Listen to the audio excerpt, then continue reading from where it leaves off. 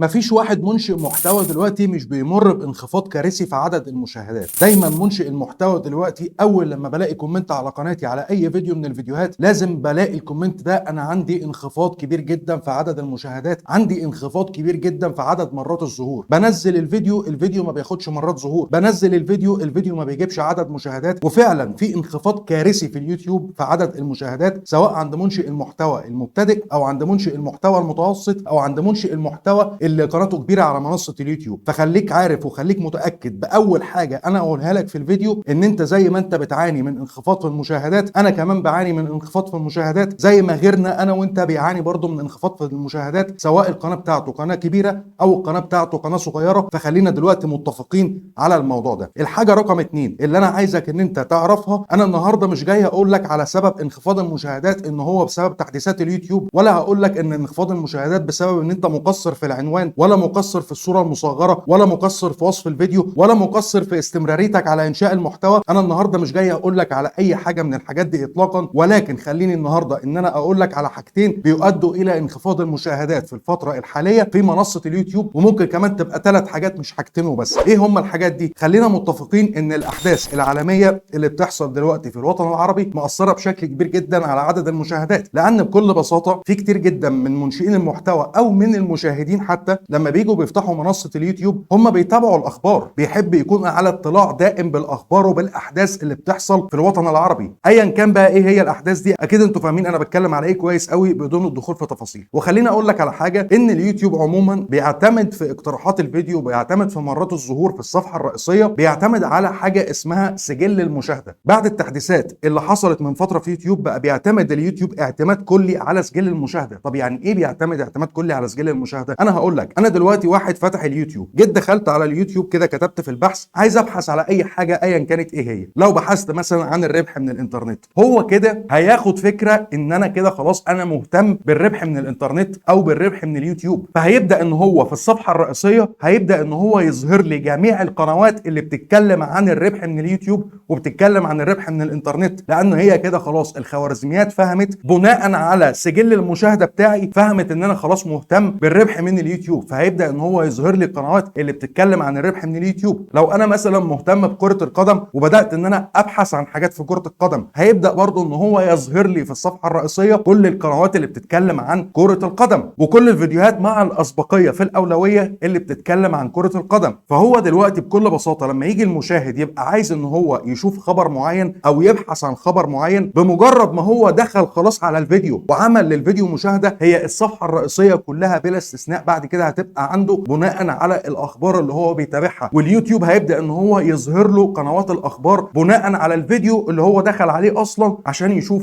الاخبار او الخبر اللي هو شده. فالصفحه الرئيسيه كلها عنده هتبقى القنوات اللي بتتكلم عن الاخبار وبتتكلم عن الحدث اللي هو دخل يشوفه او عن الخبر اللي هو دخل يشوفه. وبما ان في كتير جدا مهتمين بالسياسه وكتير جدا مهتمين بالاخبار وكتير جدا بيحبوا ان هم يتابعوا الاخبار على منصه اليوتيوب، لان حرفيا دلوقتي ما حدش بقى بيتجه ان هو يسمع الخبر من التلفزيون وخلاص، لا انت دلوقتي اي حاجه عايز تتعلمها او اي حاجه انت عايز تشوفها او اي خبر انت عايز ان انت تتابعه، انت بتفتح اليوتيوب تكتب اللي انت عايزه هيطلع لك كل حاجه انت بتدور عليها. فمحدش دلوقتي بقى بيتجه للتلفزيون في الحاجات دي. فبما ان في ناس كتيره قوي بقت بتتابع دلوقتي الاخبار، فحرفيا لازم يعمل انخفاض كارثي في المشاهدات، لازم يعمل انخفاض كارثي في عدد مرات الظهور، لازم ان انت لما تيجي تنزل فيديو على منصه اليوتيوب لازم ان انت تحس ان في انخفاض عندك في المشاهدات، زي ما انا بحس في خلال الايام الاخيره ان انا عندي انخفاض كبير جدا في عدد المشاهدات في قناتي. وكذلك برضو انا مش بتكلم عن الاحداث اللي بتحصل وبس، انت تعالى كده امشي معايا الموضوع خطوه خطوه. لو لقينا ان في مثلا ماتش مهم للاهلي والزمالك، او مثلا لقينا ان في مثلا بطوله كاس عالم او اي حاجه تبع الكوره، وناس كتيره جدا في الوطن العربي اصلا ما بتتابعش غير الكوره وبتحب الكوره، فلما يجي برضو ان هو نلاقي ان في ماتش معين او بطوله كاس عالم، بتلاقي برضو ان الناس اللي الاهتمام بتاعها كله بيتجه للكوره، بيتجه ان هو يعرف الاخبار، يشوف التحليل بتاع المباراه قبل المباراه، بعد كده يجي الوقت بتاع المباراه يبدا ان هو يتفرج عليها، بعد ما المباراه تخلص يبدا ان هو يتفرج على التحليل مره تانية، وهكذا. فكل ده بيحصل برضه بسببه انخفاض في المشاهدات وانخفاض في مرات الظهور. لما عدد كبير جدا من الناس اللي بيتابعونا وجاء مثلا يوم في ماتش معين، انت لازم هتلاقي وقت الماتش ده ده لازم هتلاقي فيه انخفاض في المشاهدات. يمكن اليوم كله ممكن تلاقي عندك فيه انخفاض في المشاهدات بسبب ان عدد كبير جدا من الناس اللي بيتابعوك وبيتابعوني اهتماماتهم في اليوم ده راحت للكرة، فادت ان الصفحه الرئيسيه عندهم مفيش فيديوهات اصلا بتظهر ليهم لينا، وممكن اصلا ان هو ما يتفرجش عليك في خلال الوقت ده. نفس الكلام بيحصل دلوقتي بخصوص الاحداث العالميه. الاحداث العالميه بتاثر كتير جدا على نفسيه المشاهد وعلى كمان ظهور الفيديوهات سواء بتاعتك او بتاعتي او بتاعت اي واحد منشئ محتوى في الصفحه الرئيسيه ليوتيوب. فدي الحاجه الاولى اللي انا حبيت ان انا اقول لك عليها، اللي بتؤدي الى انخفاض المشاهدات في الوقت الحالي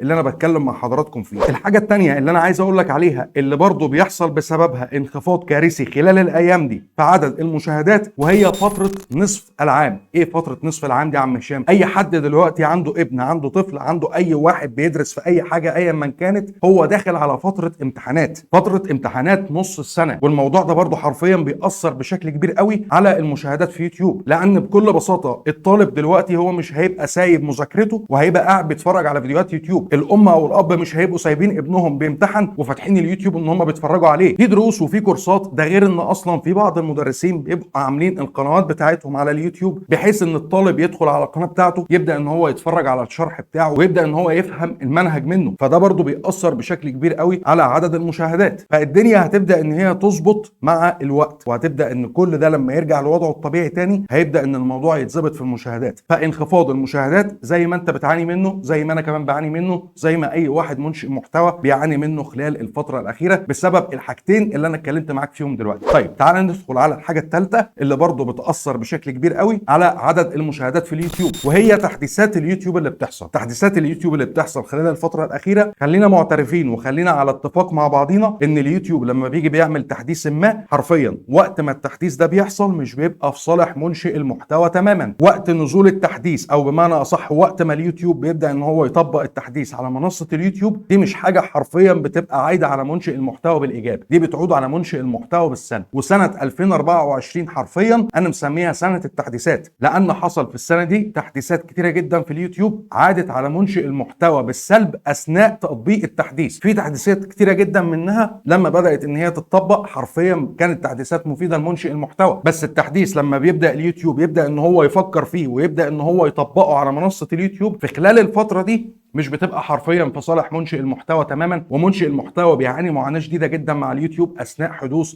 التحديث. فتحديثات اليوتيوب برضه مأثره خلال الفتره الاخيره على انخفاض المشاهدات عند منشئين المحتوى. واللي انا عايز اقوله لك في اخر الفيديو ان انت مش من الصح تماما ان انت تهتم بانخفاض المشاهدات اللي عندك. انا دلوقتي هنزل لك الفيديو ده اللي انت قاعد بتتفرج دلوقتي عليا فيه، هنزله لك وانا عندي انخفاض المشاهدات في قناتي، هنزله لك وانا عارف بعض الاسباب التي تؤدي الى انخفاض المشاهدات، وعارف ان انا عندي انخفاض مشاهدات. فانت ما ينفعش ان انت توقف الشغل على قناتك، لازم ان انت تستمر، لازم ان انت تنشئ محتوى حتى لو انت عندك انخفاض في المشاهدات وانخفاض في مرات الظهور. زي ما قلت لك قبل كده، ما تخليش الارقام تمشيك، ما تخليش الارقام هي اللي تتحكم فيك. الفيديو بتاعك اللي انت نزلته طول ما هو موجود على منصة اليوتيوب، طول ما هو هيجيب مشاهدات، تقدر ان انت تروج له باي طريقه كانت. حتى لو الفيديو مات تقدر ان انت تروج له تاني، ويقدر ان المشاهدات ترجع عليه تاني، ويقدر ان اليوتيوب يقترح لك الفيديو تاني. ما تبصش على الحاجات دي ان هي عوامل سلبيه، لا، انت ممكن في خلال فتره انخفاض المشاهدات دي تحاول ان انت تطور من نفسك في حاجه معينه، تحاول ان انت تكتسب خبره جديده، تحاول ان انت تتعب على انشاء المحتوى بتاعك بحيث ان انت تجبر اليوتيوب ان هو يظهرك من الاول وجديد تاني، وتعوض انخفاض المشاهدات اللي عندك. يعني بمعنى اصح كده، ما تصلحش الغلط بغلط، لان انت يوم ما هتوقف وانت عندك انخفاض في المشاهدات وهتستنى لغايه لما الدنيا تبدا ان هي ترجع تظبط تاني في يوتيوب، فصدقني انت كده ما عملتش اي حاجه اطلاقا. انت بالعكس، انت كده اثرت عليك بالسلب بشكل كبير جدا، واثرت على قناتك برضو بالسلب بشكل كبير جدا. هو ده كان الفيديو بتاع النهارده اللي انا حبيت ان انا اعرفك فيه ايه هو سبب انخفاض المشاهدات عندنا في الفتره الحاليه، وعايزك تبقى واثق وعايزك تبقى متاكد ان انت زي ما انت بتعاني من انخفاض المشاهدات انا كمان بعاني منه. ولكن الفرق ممكن يكون ما بيني وما بينك ان انا بواجه انخفاض المشاهدات اللي موجود في يوتيوب بان انا بعمل فيديوهات، بان انا بطور من نفسي، وممكن ان انت تكون قاعد في مكانك ما بتعملش اي حاجه. فعايز ان انا اقول لك دلوقتي ان انت لازم ان انت تقوم تشتغل، لازم ان انت تقوم تستمر على قناتك، لازم ان انت تحاول تعمل افكار جديده في قناتك بحيث انك تظبط او تواجه بمعنى اصح الانخفاض الكبير اللي حاصل في عدد المشاهدات عندنا في يوتيوب خلال الفتره الاخيره. لو عندك دلوقتي اي استفسار او عندك اي سؤال، انزل اكتب لي تحت في الكومنتات وهتلاقيني برد عليك. لايكك وشيرك وسبسكرايبك، واشوفك الفيديو الجاي. سلام.